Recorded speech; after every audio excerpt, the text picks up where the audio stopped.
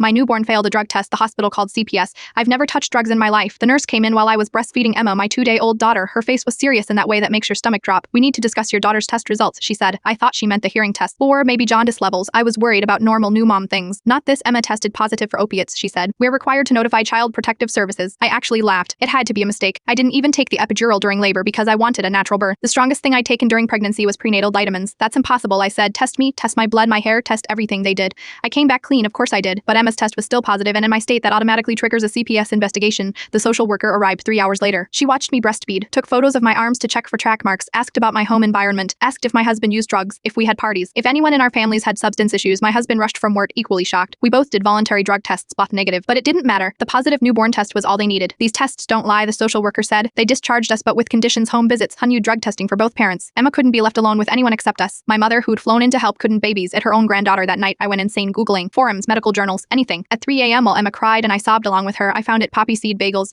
Everything I'd eaten at the hospital was documented. I'd had 2 everything bagels from the cafeteria during my 18-hour labor, desperate for energy. They were covered in poppy seeds. I called the nurse's station. They thought I was crazy, but I insisted they check. The hospital's own cafeteria used unwashed poppy seeds on their bagels, the kind that can cause false positives. It took a week of fighting, hiring a lawyer, getting independent tests. The hospital finally admitted their bagels could cause positive opiate results. They'd had 3 other cases in the past year, never changed their supplier, but the CPS case was already open. You can't just close those. We had to complete the full investigation. 6 months of surveillance, drug tests every week that we paid for, supervised visits from social workers who watched me change diapers like I might be hiding drugs in them. My maternity leave was spent not bonding with my baby, but proving I wasn't a drug addict. Every milestone was documented, not for memories, but for court records. Her first smile happened during a home inspection. The case was finally closed last week. Is substantiated, they called it. Like that erases 6 months of being treated like a criminal. The hospital sent a letter, not an apology, just a notice that they've updated their menu. They still serve poppy seed bagels. They just have a warning sign now in tiny print behind the sneeze guard. I joined a support group for parents falsely accused by CPS. There are dozens of us. The bagel mom, they call me. Like it's funny, like it didn't almost cost me everything. Emma's 8 months old now. Happy hitting all her milestones, but I still have the court documents, the drug test receipts, the photos they took of our home, our lives, our baby, all because I was hungry during labor and trusted a hospital bagel. The real kicker: insurance didn't cover any of it. The tests of the lawyer, the time off work for inspections. The bagel cost $3.5. The false positive cost us $18,000. They still charged $3.5 for the bagels. I asked.